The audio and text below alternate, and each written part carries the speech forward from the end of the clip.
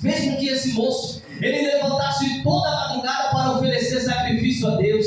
Ele fez, a Bíblia diz que o conhecer desse moço, de ouvir falar, ele fez com que um temor gerasse no coração dele e ele respeitasse a Deus.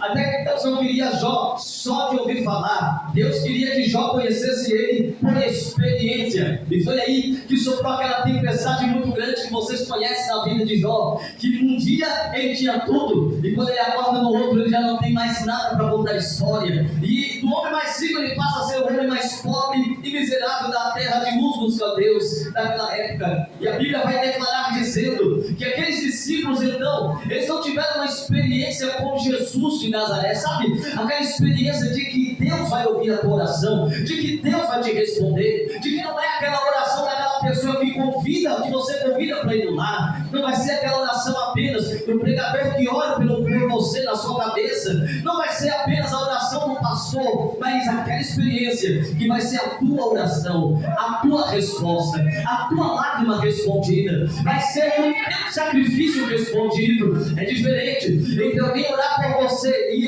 Deus fazer por intermédio daquela pessoa, e uma diferença entre você pedir, você falar e Deus fazer através da tua vida. Eu quero que você lembre de Moisés clamando no deserto melhor, pensando que ia morrer no deserto, na frente do mar vermelho, ele pensando que vai morrer e de repente ele vai clamar a Deus. E não é o povo que está clamando. A Bíblia diz que o povo clamou para Deus tirar. Deus tirou o povo do Egito. Só que agora na frente do mar vermelho, não é o povo que está clamando, o povo está falando que vai morrer. A Bíblia diz que na frente do mar quem está clamando é Moisés. E há uma diferença entre Deus ouvir aquele povo e Deus ouvir Moisés. A Bíblia diz que quando Moisés clama, Deus fala: Moisés, por que clamas a mim? Diga ao povo de Israel que marche. Lembra de Ana, quando ela, ainda sem experiência com Deus, subia todo dia ao templo, todo ano ao templo, e até então nada. Até um dia ela ousou fazer um voto com Deus, e naquele voto veio a resposta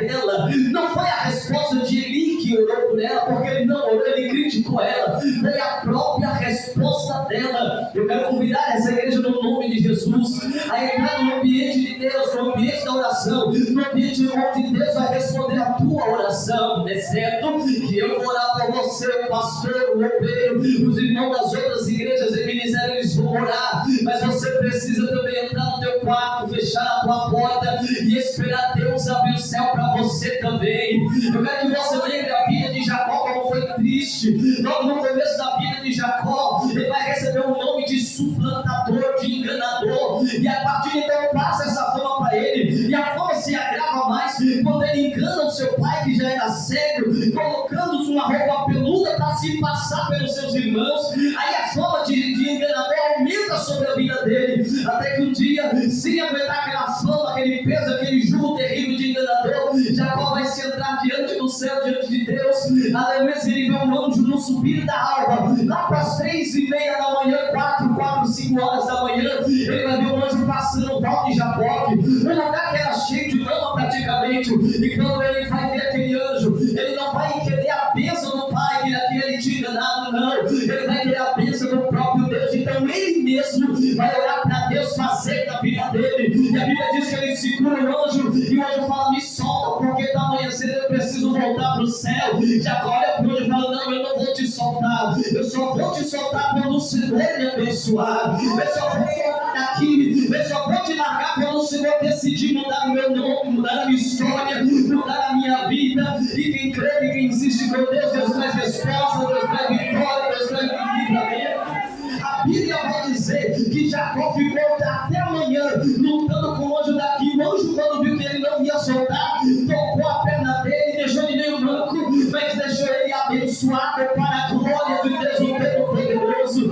Eu não sei quanto tempo tem sido a luta dos irmãos e das irmãs que me ouvem aqui, clamando, orando, pedindo a Deus, pedindo oração para todo mundo, ligando para profeta de todas as igrejas. Eu vim aqui dizer que você é o profeta nessa noite. Você é aquele e aquela que Deus ele quer ouvir na beirada da tua cama, lá no teu trabalho, na beira da tua pia. É você, a tua voz que Deus quer ouvir, é a tua oração que Deus quer responder. É para você que vai vir o sinal. A Bíblia vai dizer que os sinais seguirão aos que crerem. Crer não é falar que crê, eu creio, não, crer é você colocar no coração uma coisa: eu vou sair desse culto e, se Deus quiser, o sol vai aparecer ali, e daqui a pouco, agora, 8 horas da manhã, é capaz de que pela tua fé o sol agora aparecer lá atrás, lá incendiando essa terra. Isso é acreditar, é ter certeza de que se Deus ouve a oração de um, Ele também ouve a tua oração. É que se Deus responder Balaque, melhor, é que se Deus responder Moisés, Abraão, Isaac e Jacó, Deus também pode te responder. Quem crê na tua resposta, levante a mão e diga para Jesus. Deus, Ele vai colocar-nos em situações para inspirar a nossa fé e nos fazer amadurecer. Situações que parecem becos sem saídas, como o próprio caso do povo saindo do deserto. Situações como o próprio caso de Daniel, o profeta que orava 3 dias e jejuava também. 3 dias, não 3 vezes ao dia. Tem situações que Deus vai promover, ou melhor, permitir ser promovido algumas situações contra a nossa vida, para nós ter maturidade na fé, para saber que não é o diabo que fala que vai matar, que vai jogar macumba, que vai destruir casamento. Saber que manda na vida do crente é Jesus de Nazaré, o Espírito Santo da verdade. Esse é que manda na vida do crente. Tem situações que Deus permite se criar, tem tempestade que Deus se permite levantar, porque muita gente está falando, está todo mundo recebendo, está todo mundo ganhando, está todo mundo indo, está todo mundo crescendo, menos eu, estou aqui parado, não cresço, não acontece nada. Aleluia. Eu quero te lembrar de que Deus vai promover algumas situações na tua vida, e talvez pessoas que me ouvem já estão passando por esse processo, e Deus manda te dizer: o lugar certo de você passar não é contando para a vizinha, não é contando nem para a irmã da igreja, nem para o pastor, não, porque quem vai poder te ajudar, vai poder orar por você, a oração vai fazer que vai, mas tem prova, tem tempestade, que é só você e Deus naquele lugar, que é só você e Deus entrando na guerra e na peleja. E quer saber de uma coisa? Você e Deus é a maioria, porque tem pessoas que, se você contar a sua situação, o mundo inteiro começa a saber a partir de amanhã e sair em todas as lojas aí fora. Mas se você contar para Deus, o que você conta em oculto para Ele, Ele te honra para todo mundo ver. Levante a tua mão se você crê nessa palavra nessa noite.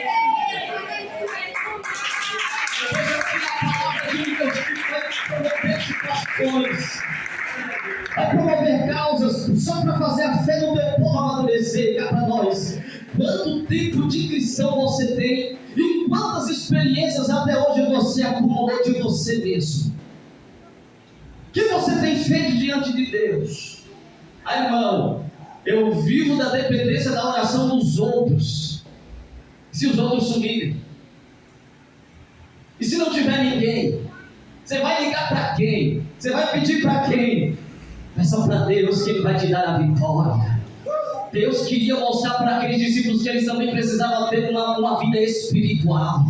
Quer saber por que a Bíblia vai dizer que depois, aleluias, trazem um endemoniado para ele, um jovem, que o diabo pegava ele e fazia ele espumar, torcia ele inteiro, tipo um ataque epilético, fazia ele babar, jogava o menino no fogo, jogava o menino na água. Aí chegou o pai desse menino e levou para os discípulos expulsar. E sabe uma coisa? Os discípulos que não tinham experiência com Deus não conseguiram expulsar um demoninho chulé. Os discípulos não conseguiram expulsar aqueles demônios. Jesus, que estava preparando os discípulos, olhou descendo do monte e falou: o que está acontecendo aí? O pai chorando falou: Senhor, eu trouxe meu filho endemoniado para os seus discípulos libertar, e eles não puderam. Olha a palavra, eles não puderam. Jesus olha para o homem e fala: ó, geração incrédula, geração que não crê no meu poder, geração que não me busca, geração que não me adora, geração que não me reverencia. Até quando eu estarei no meio de vocês e vocês vão ficar sofrendo em vão? Traz o menino aqui. Quando o menino chega, o demônio pega ele, se começa a fazer aquele alvoroço, começa a espumar, papar, ficar torto, o olho vai para cima, a língua vai para um lado, fica duro. E Jesus olha para o demônio no corpo daquele menino e fala: eu te repreendo, sai dele. E na mesma hora o demônio saiu.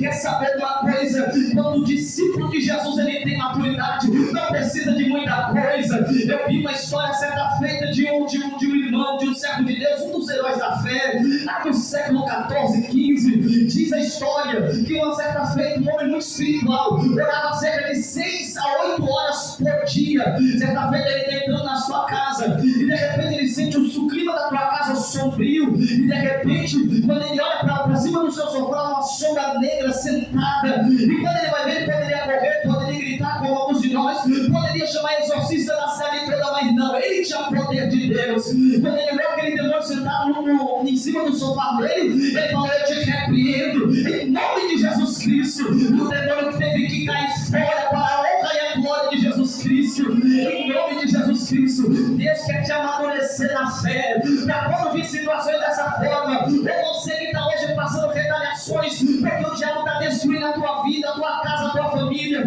teus filhos estão sofrendo, e a única coisa que você faz é chorar vendo as coisas indo de mal a pior. Não, eu te convido hoje a entrar na oração no nome de Jesus, porque a partir da hora que você investe na oração, o céu vai investir com resposta sobre a tua vida. Quem acredita que vai ter resposta para você, levanta a mão, dá glória pela alegre para Jesus de Nazaré. Esse mesmo irmão que expulsou o demônio, na mesma semana, se não me falha a memória, a esposa dele morreu na frente dele, dentro da casa. A esposa dele morreu, teve um ataque lá e morreu. Ele pegou, dobrou os joelhos diante do Senhor Jesus Cristo e falou ao Senhor: o Senhor sabe que eu suporto muita coisa, mas perder ela agora eu não suporto. Quando ele terminou de falar: Senhor, ressuscita minha esposa, o espírito de vida voltou para a vida da esposa dele na mesma hora. Oh glória! Uns 400, 500, 600, 700 anos depois, daquela época para cá, passa alguém mal na minha, na tua casa, a primeira coisa que a gente faz, liga para o SAMU. 50 minutos o SAMU chega. Se for um ataque sério mesmo, a pessoa já morreu em cerca de meia hora. Alguém levanta a mão e diga glória a Deus. Quem crê que o Senhor é o socorro do crente bem presente na hora da angústia. É para esse tipo de tempestade que Jesus está falando que está disponível para a igreja dele.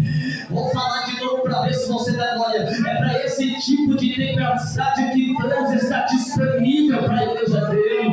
É você orar e você mesmo ver o teu milagre. É você orar e falar: não foi pela oração dos outros, foi pela minha fé e pela minha oração que Deus recebeu, que Deus fez. Não estou falando para você rejeitar a oração, não. Ore por mim, quanto mais oração melhor. Peça oração em todo canto que você puder, mas não deixe de orar, não deixe de falar com Deus, mesmo na fraqueza. Olha ao Senhor que Deus vai trazer resposta.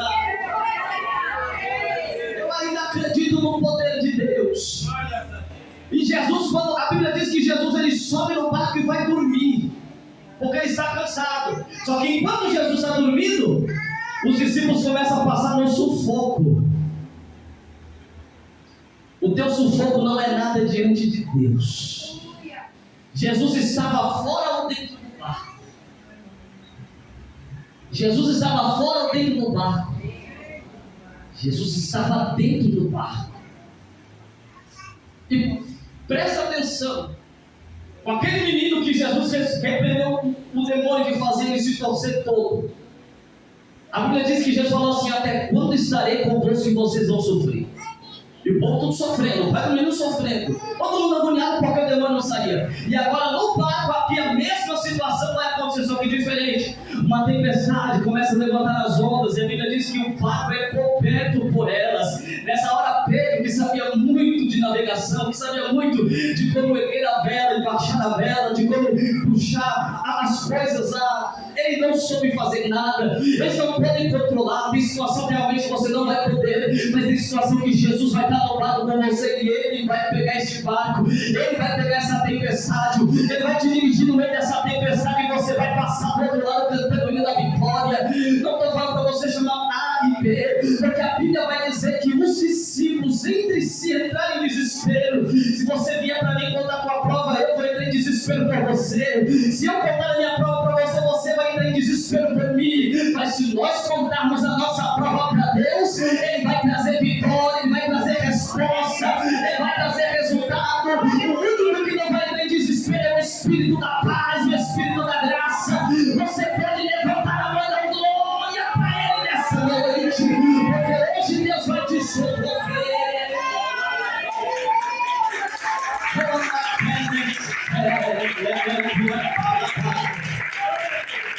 Eu ainda creio no Deus que é socorro. Entre se os discípulos estão em desespero, e Jesus no barco. Jesus no barco e os discípulos em desespero, e as ondas e o barquinho, 12 homens, num barco pequeno. Parece que eu vejo as tábuas já escalando, porque não tinha tecnologia nenhuma.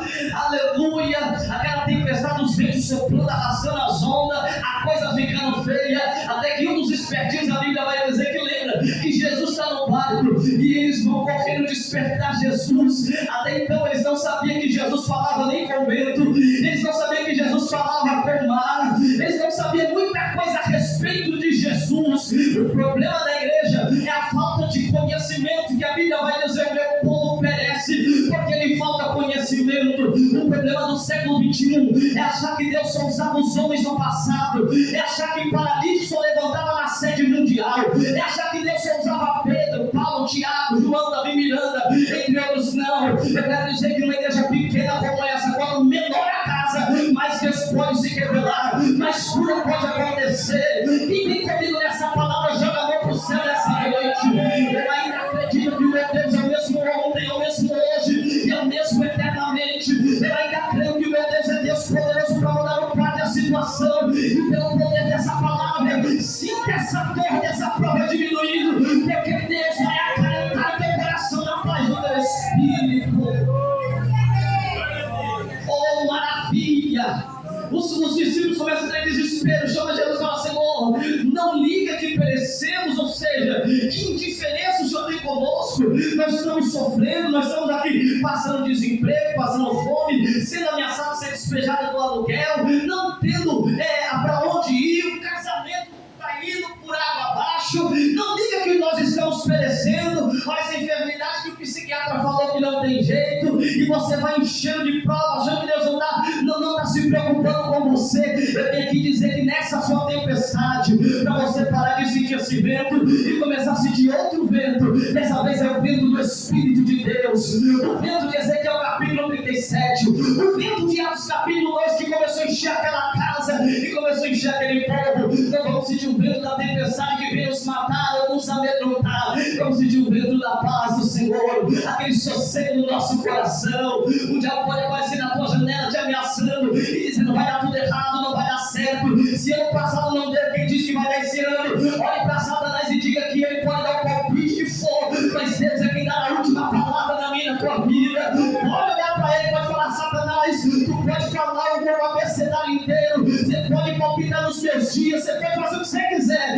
mas na minha vida você não toca, porque quem manda na minha vida ainda é Jesus de Nazaré. Tem a igreja debaixo do poder de Deus aqui nessa igreja. Levanta a tua mão, porque eu quero ver alguém nascer nessa terra do inferno. Alguém que vai decidir a história da nossa vida, a não ser Jesus de Nazaré.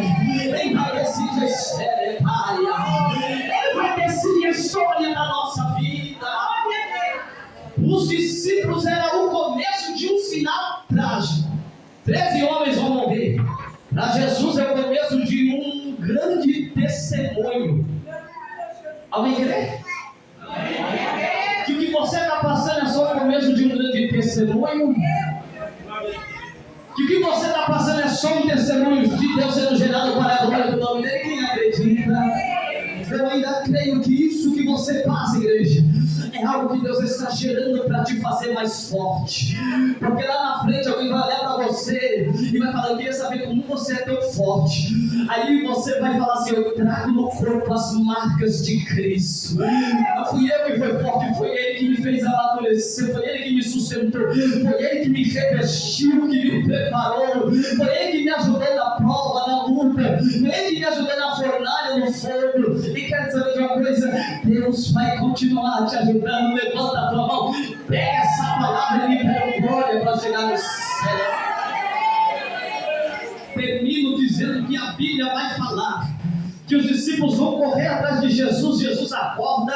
Eu ainda creio que no silêncio dele, Ele cuida de nós. Porque o sono de Jesus é o silêncio de hoje. Você vai orar durante dias, semanas ou anos, e Ele vai continuar em silêncio. Quem já experimentou esse silêncio de Deus aqui? aquele tipo, irmão, eu tenho uma entrevista amanhã. Eu preciso saber da resposta hoje, se eu vou ou não vou. Alguém já teve o silêncio de Deus assim? E Deus não falou nada? É mais ou menos isso. Você fala, é urgente. Como Deus não é o nosso empregado, Ele não vai responder a nós na mesma hora. A não ser que Ele queira. Teve um dia que eu fiz um monte diferente com Deus. Eu dobrei o joelho ali, fechei o olho na minha casa antes de sair para pregar e falei, Jesus, me mostra o que está acontecendo hoje com a igreja do século XXI. Irmão, na mesma hora Jesus abriu o céu. Ou melhor, a minha vista. E eu vi um tapete gigante incendido na mesma hora. Me mostra o que está acontecendo com a igreja do século XXI. Na mesma hora que eu estava com o olho fechado, eu vi um tapete vermelho gigante sendo colocado dentro de um templo. Alguém diga glória para Jesus. Naquela situação, Deus queria me mostrar na hora. E para aqueles que têm curiosidade, o tapete vermelho era Deus falando que o povo está dando prioridade para o pecado entrar nas igrejas do século XXI à vontade. Enfim, depois disso eu fui pregar e o fogo caiu. Enfim, tem resposta que a gente vai pedir, vamos clamar, vamos orar, e Deus não vai falar na mesma hora. Deus, Ele vai ficar em silêncio, como Ana, que pediu durante anos e Deus só respondeu depois do voto. Como outros profetas da Bíblia, como o nosso querido Daniel, que orou 3 vezes ao dia, fez um jejum que não comeu nada durante 21 dias, e Deus, aleluia, a resposta só chegou no 21º dia. Existem respostas que vai chegar na hora, Pai, mas existe resposta que Deus vai esperar que você amadureça um pouquinho na fé. Quem crê nisso, diga glória a Deus.